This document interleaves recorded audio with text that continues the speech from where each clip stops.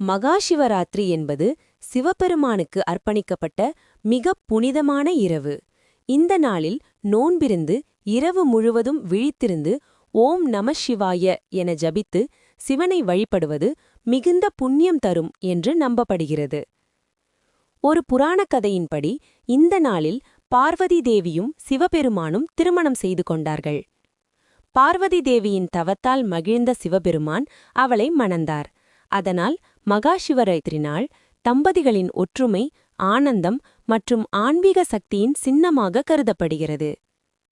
மகாசிவராத்திரி வழிபாட்டு முறைகள்: நோன்பிருந்து சிவனை வழிபடுதல், இரவு முழுவதும் ஜாகரம் இருப்பது, சிவலிங்கத்திற்கு பால், தேன், வெள்ளைச் சர்க்கரை, நீர் போன்றவற்றால் அபிஷேகம் செய்வது, ஓம் நம சிவாய மந்திரம் ஜபித்தல்.